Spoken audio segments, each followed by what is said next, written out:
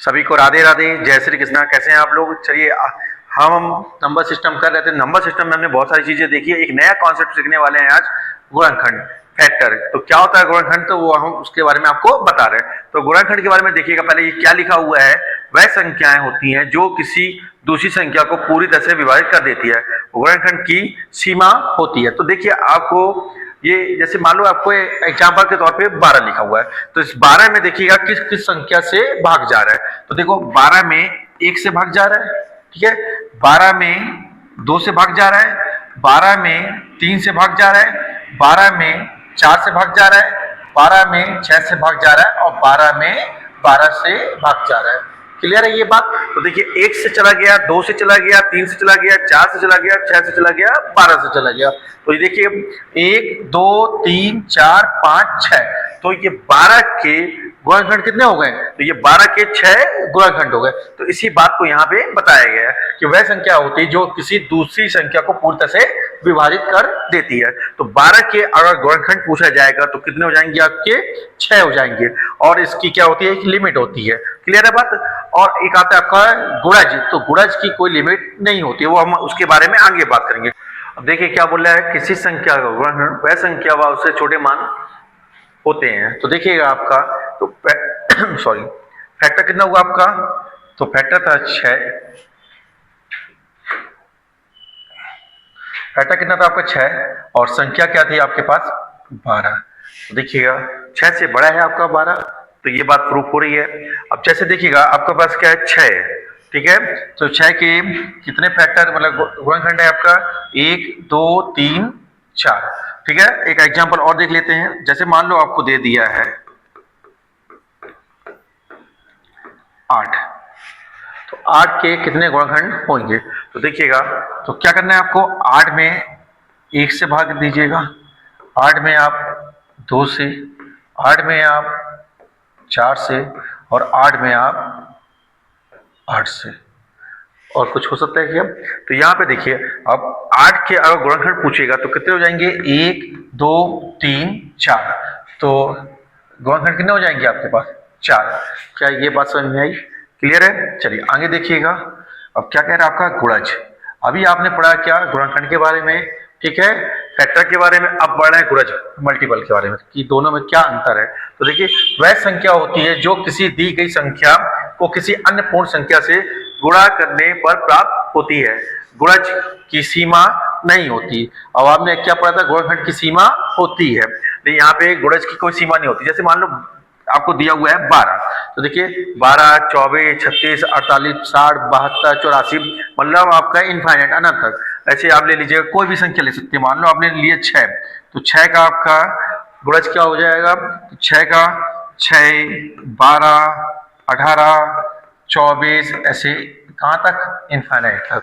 Clear है? तो इसकी कोई भी लिमिट नहीं है। और वहां पे हमने क्या देखा था कि फैक्टर, गुणनखंड की लिमिट निर्धारित थी। क्लियर है? तो अब देखिएगा, अब आपके पास क्या आ रहा है?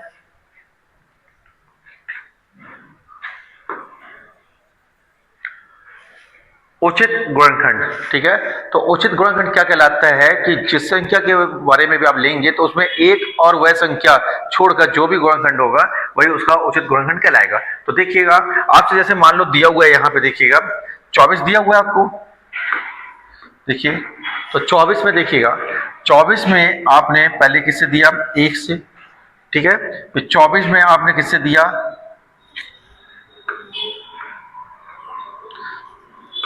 24 में आपने दिया 2 से, 24 में 3 से, 24 में 4 से, फिर 24 में 6 से, फिर 24 में 8 से, 24 में 12 से और 24 में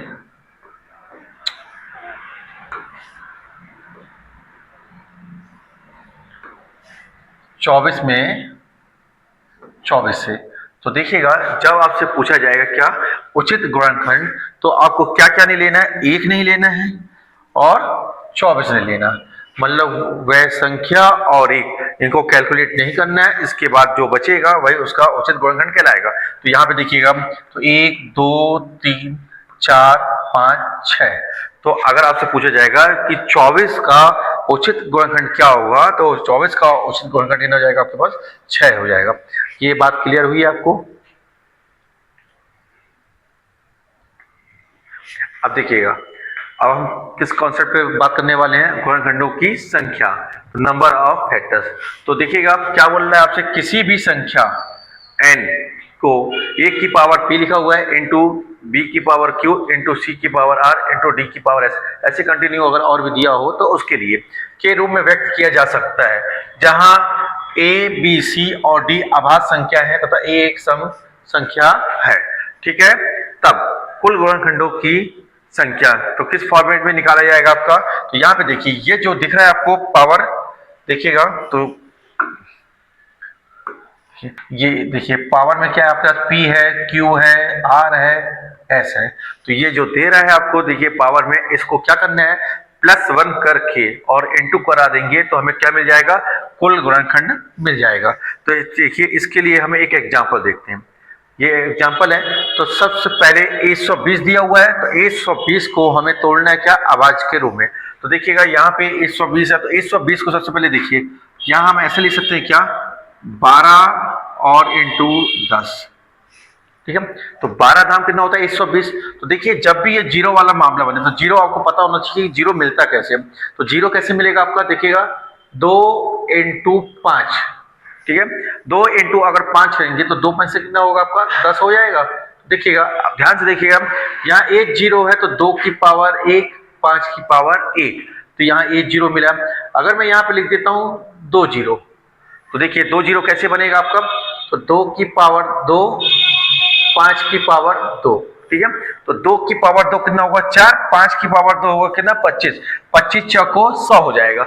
अगर मैं यहाँ पे लिखता हूँ 3 जीरो, तो फिर क्या करेंगे अपन कि 2 की पावर 3 और 5 की पावर 3। क्लियर है बात? तो 5 की पावर 3 कितना हो जाएगा, 125, और 2 की पावर 3 कितना हो जाएगा, 8। तो 125 8 कितना होता है आपका, 1000। तो ये तरीका आपको समझ में है, जितने जीरो उतने में 2 और 5 की पावर में लिखते जाइएगा। तो यहाँ पे हमारे पास 10 है। ठीक है, तो 10 को हम क्या लिख सकते हैं, अब देखिएगा 2 की पावर 1 और 5 की पावर 1, ऐसा लिखा जा सकता है। अब 12 को हमको तोड़ना है छोटे से छोटे रूप में और अभाज्य रूप में, तो 12 को क्या लिख सकते हैं, तो देखिए 2 दूनी 4 तिया 12। तो देखिए यहाँ पे पूरी संख्या कैसी बन गई, अभाज्य के रूप में। तो इसको आप ऐसे लिख सकते हैं कि 2 की पावर 2 और 3 की पावर 1। क्लियर है? अब इसको मैं देखिएगा, इसको फाइनल टच दे रहा हूं। तो यहाँ पे देखिए 2 की पावर 2 यहाँ पे है, 2 की पावर 1 है, तो इसको हम क्या ले सकते हैं, 2 की पावर 3। ये बात समझ में आई? तो 2 की पावर 2 और 2 की पावर 1 बेस समान है, घाते जुड़ जाएंगे। फिर इसके बाद क्या आपके पास 3 की पावर 1, फिर 5 की पावर 1। ठीक है, और निकालना क्या है, कुल गुणनखंड। तो जब कुल गुणनखंड निकालना होता है तो क्या करना होता है, ये जो घात दिख रही है आपको, ये घात, इन घातों में आपको क्या करना है, एक जोड़कर गुणा करा देना है। तो 3 में एक जोड़ना है, फिर इंटू, ये 1 है, 1 में एक जोड़ना है, फिर इंटू, फिर 1 में एक जोड़ना है। ठीक है, तो 3 और 1 कितना हुआ, 4, 1 और 1 कितना हुआ, 2, 1 और 1 2, तो 4 दूनी 8 दूनी 16।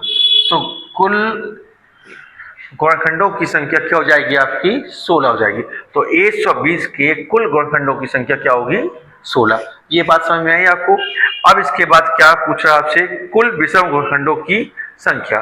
तो कुल विषम गुणनखंडों की संख्या में क्या करते हैं, तो देखिएगा इसका क्या फॉर्मेट है कि आपका सम वाला जो फैक्टर होता है उसको नहीं लेते हैं, विषम वाले में क्या करते हैं, जो पावर थी उसमें एक जोड़कर लिख देते हैं। तो आपको हो सकता है कि ऐसी समझ में नहीं आए, तो यहाँ पे देखिएगा, यहाँ पे दिया हुआ है वही जो हमने 120 लिया है। अब 120 के विषम गुणनखंडों की संख्या क्या होगी, तो यहाँ समझिएगा इस बात को। देखिएगा यहाँ पे, तो देखिए आपने 120 को अभी ब्रेक किया, 120 को कैसे ब्रेक किया, तो 2 की पावर 3। क्लियर है ये बात? फिर 3 की पावर 1 और 5 की पावर 1। ठीक है, तो जब विषम पूछेगा तो आपको सम वाले पद को छोड़ देना है। क्लियर है। अब बचा ये, तो ये देखिए ये दोनों विषम है आपका, तो जो इसकी पावर में है उसको बस वही तरीका रहेगा आपका, जो भी पावर में रहेगा उसमें एक जोड़ना है और फिर गुणा कराना है। फिर यहाँ पे देखिए एक है तो एक में फिर एक जोड़िएगा, तो यहाँ पे कितना हो गया, एक और एक दो इंटू, क्लियर है। और यहाँ एक और एक दो, तो दो दूनी कितना हो गया 4। तो 120 के विषम गुणनखंडों की संख्या कितनी हो जाएगी आपके पास, 4 हो जाएगी। ये बात समझ में आई आपको। फिर देखिएगा आगे कुल सम गुणनखंडों की संख्या, ठीक है। तो कुल सम गुणनखंडों की संख्या में क्या करते हैं, जो सम वाला है उसे वैसे का वैसा लिख देते हैं और जो बाकी जो पद दिए होते हैं विषम वाला उसमें एक जोड़कर लिखते हैं। तो देखिएगा जैसे आपके पास क्या दिया हुआ है, 120 के सम गुणनखंडों की संख्या क्या होगी, क्लियर है। तो देखिएगा अब इसको निकालते हैं। तो जैसे 120 दिया हुआ था तो 120, ठीक है। तो पहले 120 को आप तोड़ लीजिएगा अभाज्य फॉर्म में, तो अभी 2 की पावर 3, फिर 3 की पावर 1 और 5 की पावर, ऐसा था आपके पास, ठीक है। तो देखिएगा इसका कैसे रहता है, ये जो सम वाला पद है उसके ऊपर जो घात लिखी रहती है, ठीक है, तो उसे वैसे का वैसा ही लिख देना है आपको। इसको इसमें आपको कुछ नहीं करना है। तो इसकी घात कितनी है 3, ये 3 ऐसे ही आ जाएगी आपका। फिर इसके बाद जो भी पद लिखे हुए हैं उसमें एक जोड़ कर लिखना है आपको। तो यहाँ पे एक था तो एक में एक जोड़ दीजिएगा, ठीक है। यहाँ पे एक है तो एक में एक जोड़ दीजिएगा। तो देखिएगा तो ये हो गया 3, एक और एक कितना हुआ 2, एक और एक 2। तो देखो 3 दूनी 6 दूनी 12। तो 120 के सब गुणनखंडों की संख्या कितनी हो गई 12। तो देखिएगा तो आपने कुल कितना देखा, तो कुल गुणनखंड देखा आपने, देखिएगा कुल गुणनखंड। तो कुल गुणनखंड जो होता है आपका, तो हम आपको बताते विषम और सम गुणनखंड का योग होता है। विषम गुणनखंड और सम गुणनखंड को अगर हम मिला देंगे तो कुल गुणनखंड हो जाएगा। तो अभी आपने देखा कुल गुणनखंड जब हमने निकाला तो कितना आया था आपके पास, एक मिनट, कुल गुणनखंड आपके पास आया था कितना 16 आया था, जिनमें से आपने विषम देखा तो विषम कितना आया था आपके पास 4 आया था और सम कितना आया था 12। तो देखिएगा 16 बराबर 16 हो रहा है। तो ये बात समझ में आई कि सम कैसे निकालना है, विषम कैसे निकालना है, कुल कैसे निकालना है। तो कुल निकालने का तरीका समझ में आया। जो भी आपको पहले, सबसे पहले आपको जो भी फैक्टर दिया रहेगा उसको आपको क्या अभाज्य फॉर्म में, ठीक है, तोड़ना है। फिर उसका जो उसकी पावर होगी उसमें एक जोड़ जोड़कर आपस में गुणा करा के अब गुणनखंड निकाल लेंगे। फिर विषम में क्या किया अपन ने, सम वाले पद को छोड़ देना है और उसमें जो भी बचे हुए पद रहेंगे उसकी पावर में एक जोड़ जोड़ के गुणा करा के करना है।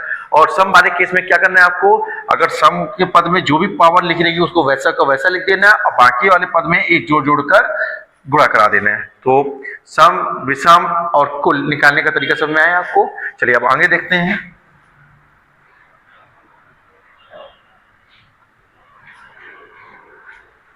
सभी गुणनखंडों का योग, ठीक है। तो देखिएगा यहाँ पे क्या लिखा हुआ है, a की पावर 0, a की पावर 1। तो मतलब कहने का मतलब ये है, मान लो जैसे पावर लिखी है आपके पास 2 की पावर 3 लिखी है, तो इसको जब आपको ये सभी गुणनखंडों का योग निकालने की बात आएगी तो इसमें क्या करना होता है, जैसे आपका लिखा हुआ 2 की पावर 3 लिखा हुआ है, तो इसकी कहाँ से शुरुआत करोगे, 2 की पावर 0, फिर 2 की पावर 1, 2 की पावर 2, 2 की पावर 3, इस तरीके से मतलब 0 से चालू करना है और जहां तक पावर लिखी वहां तक आपको जाना है। तो देखिए इसी फॉर्मेट को यहाँ पे अपन देखते हैं। 24 के कुल गुणनखंडों का योगफल क्या होगा, ठीक है। तो 24 के कुल गुणनखंडों का योगफल निकालना आपको, तो पहले सबसे पहले 24 को तोड़ना होगा। तो 24 तोड़ेंगे तो क्या जाएगा आपका, 2 दूनी 4, दूनी 8, 3 24 होता है। तो इसको हम क्या लिख सकते हैं, तो देखिए इसे हम इस तरीके से लिख सकते हैं क्या, कि 2 की घात 3 और 3 की घात 1। क्लियर है ये बात। तो देखिएगा अब ये क्या होगा आपका, तो 2 की घात 3 को पहले सॉल्व करना है आपको। तो 2 की घात 3 को तो कैसे सॉल्व होगा, तो 2 की घात 0, ठीक है, फिर 2 की घात 1, 2 की घात 2 और 2 की घात 3। ठीक है, फिर दूसरे ब्रैकेट में आपको लेना है क्या, 3 की घात 0 प्लस 3 की घात 1। समझ में आया आपको? तो शुरुआत कहाँ से करना है, 0 से चालू करना है और कहाँ तक जाना है, जितनी ये अधिकतम पावर दिख रही है वहां तक। तो यहाँ पे देखिए, जब इसको आप हल करेंगे तो क्या जाएगा आपका, 2 की घात 0 कितना होता है, 1। मतलब कोई भी संख्या की पावर में अगर 0 लिखा है तो उसका मान कितना होगा, 1 होगा। ये हो गया आपके पास 1, यहाँ पे 2 4 8। ठीक है, 3 की घात 0 मतलब 1 और 3 की पावर 1 मतलब 3। क्लियर है? तो 8 और 4 12, 2 14 और 1 15। तो यहाँ पे कितना आ गया आपके पास, 15। ठीक है, और 3 और 1 4। 15 का गुणा 4 से कर देंगे तो 15 चौको 60। ये बात समझ में आई कि नहीं? तो 24 के कुल खंडों का योग क्या आएगा आपका, 60 आ जाएगा। क्लियर है ये बात? अब देखिएगा, सभी सम खंडों का योग निकालना है। ठीक है, अभी हमने कुल देखा था, अब सम वाला देख रहे हैं। ठीक है, योग निकालेंगे। तो 24 के सम खंडों का योग, तो अभी हमने देखा तो 24 का जो फैक्टर बना, क्या बना, 2 की घात 3 और 3 की घात 1। ठीक है,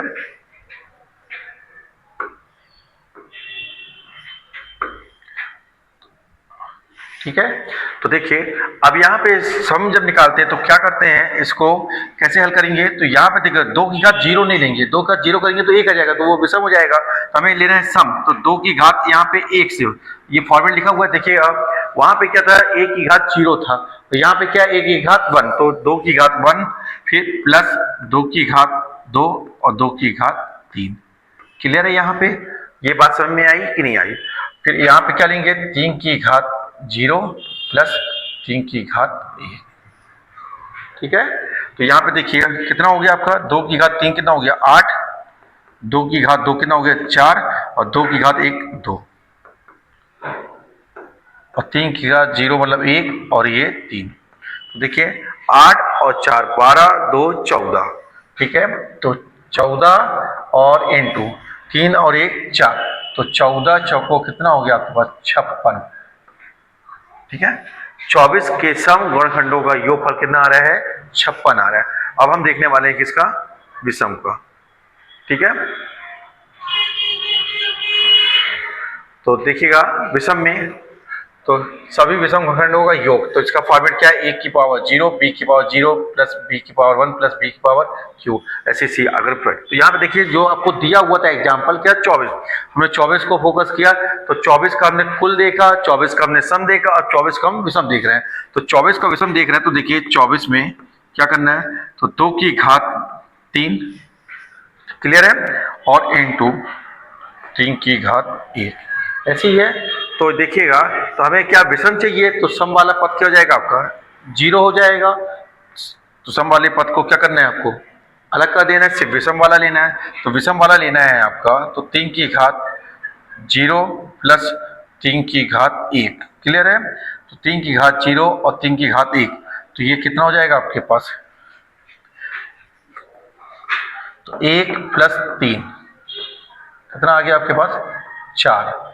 तो 24 के विषम खंडों का जो योगफल आएगा वो कितना आ जाएगा, 4। तो देखिएगा, अभी हमने आपको समझाया कि कुल जब देखा, कुल योगफल देखा 24 का, किसका, 24 का, 24 का केस में हमने कुल योग, ठीक है, ये देखा। फिर इसके बाद हमने सम वाला केस देखा, फिर हमने विषम वाला केस भी देखा। ठीक है, तो देखिए अगर हमने 24 के कुल जो आपका योगफल देखा गुणनखंड का, तो कितना आया था आपके पास, 60 आया था। क्लियर है बात। सम का देखा तो सम का कितना आया, 56 आया, और विषम का देखा तो कितना आया, 4 आया। तो देखिएगा 60 बराबर 60 आ रहा है। समझ में आया ये बात कि नहीं आया?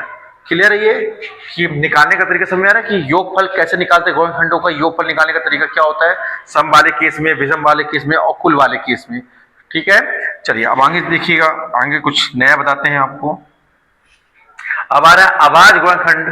ठीक है, प्राइम फैक्टर्स। अभाज्य गुणनखंडों की संख्या निकालने के लिए हम उनकी घातों को, जो भी घातें दी रहेंगी उसको पहले, सबसे पहले जो भी संख्या दी रहेगी उसको अभाज्य के रूप में तोड़ेंगे, बनाएंगे और उसका जो उसकी घात होगी सिंपल उसे जोड़ देंगे। तो देखिए जैसे ये आपका एक एग्जांपल दिया हो, इसका ये फॉर्मेट दिया हुआ है, घात ये है, देखिएगा P Q R, तो इनको सिंपल जोड़ देंगे तो गुणनखंडों की संख्या आ जाएगी। तो यहाँ पे देखिएगा जैसे आपको लिखा हुआ है 2 की पावर 2, 3 की पावर 3 और 5 की पावर 1 में अभाज्य गुणनखंडों की संख्या क्या होगी। तो यहाँ पे देखिए सबसे पहले ये देखना होता है ये जो बेस में, तो ये बेस में ये जो 2 है क्या अभाज्य है, तो है, 3 अभाज्य है तो है, 5 अभाज्य है तो है। तो आपको अगर ये अभाज्य नहीं है तो पहले इसको अभाज्य बनाना पड़ेगा, फिर इसका हल करना पड़ेगा। तो यहाँ ऑलरेडी सब कुछ दिया हुआ था, तो अभाज्य गुणनखंडों की संख्या निकालना है तो सिंपल क्या करिए, ये 2 लीजिएगा, ये 3 लीजिएगा और ये 1 लीजिएगा। तो 2 3 1 को जोड़ देंगे तो कितना आ जाएगा 6। तो जो ये दिया गया था मान में अभाज्य गुणनखंडों की संख्या क्या होगी, तो अभाज्य गुणनखंडों की संख्या कितनी हो जाएगी, 6 हो जाएगी। ये बात समझ में आई आपको। अब क्या बोल रहा है, अभाज्य गुणनखंडों का योग निकालना, हमने संख्या निकालना देखा। आप देखिएगा मान लो यहाँ पे एक और एग्जाम्पल देखिएगा, अगर मान लो बोल देता आपसे 20 × 25 में अभाज्य गुणनखंडों की संख्या क्या होगी। तो सबसे पहले 20 को तोड़ना है आपको, तो 20 को तोड़ेंगे तो देखिए कैसे तोड़ेंगे, छोटे से छोटे रूप में, 2 दूनी 4 और 4 पंचे कितना होता है 20 होता है। 25 को कैसे तोड़ेंगे, तो अब ये जो 20 है ये टूट गया यहाँ तक, लेकिन अब 25 को तोड़ना है आपको। तो 25 को तोड़ेंगे तो 5 × 5 25 हुआ आपको। अब यहाँ पे देखिए क्या लिखेंगे, तो 2 कितने बार है, 2 बार, फिर ये 5 कितने बार है, 3 बार। क्लियर है बात। अब यहाँ पे हमें क्या निकालना था, गुणनखंडों की संख्या। तो सिंपल ये जो आया पावर में दिख रहा है 2 और +3 कितना हो गया 5। तो ये जो था आपका एग्जाम्पल, इसका जो गुणनखंडों की संख्या, अभाज्य गुणनखंडों की संख्या कितनी हो जाएगी, 5 हो जाएगी। ये बात सबको समझ में आई। ठीक है, अब देखते हैं अभाज्य गुणनखंडों का योग। ठीक है, तो अभाज्य गुणनखंडों का योग निकालने के लिए हम उनके आधार, जैसे यहाँ पे देखिए आधार क्या है आपके पास, A है, B है, C है, को जोड़ देते हैं। ठीक है, तो यहाँ पे देखिए जैसे ये एग्जाम्पल दिया हुआ था, तो यहाँ पे देखिएगा 2 3 5, तो 2 3 5, 5 और 3 8 और 2 10। ठीक है, तो ये क्या आ गया आपके पास, अभाज्य गुणनखंडों का योग आ गया। क्लियर है ये बात। तो आपको आज गुणनखंड का कॉन्सेप्ट समझ में आया आपको कि किस तरह से हमने कुल गुणनखंड निकालना सीखा, फिर सम गुणनखंड निकालना सीखा, फिर विषम गुणनखंड, फिर इस गुणनखंडों का योग निकालना देखा, फिर सम गुणनखंडों का योग, विषम गुणनखंडों का योग, फिर इसके बाद आभाज्य का इससे संबंधित क्वेश्चन कैसे एग्जाम में पूछे जाते हैं वो नेक्स्ट वीडियो में आपको कराए जाएंगे। जब तक आप इस बेसिक को बहुत अच्छे से पढ़िएगा। कहीं किसी प्रकार का कोई दिक्कत जाता है तो कमेंट बॉक्स पे कमेंट करिएगा और बताइएगा कोई कॉन्सेप्ट अगर आपको समझ में नहीं आ रहा है। तो सभी लोग अच्छे से पढ़िएगा, ध्यान रखिएगा। सभी को राधे राधे, जय श्री कृष्ण।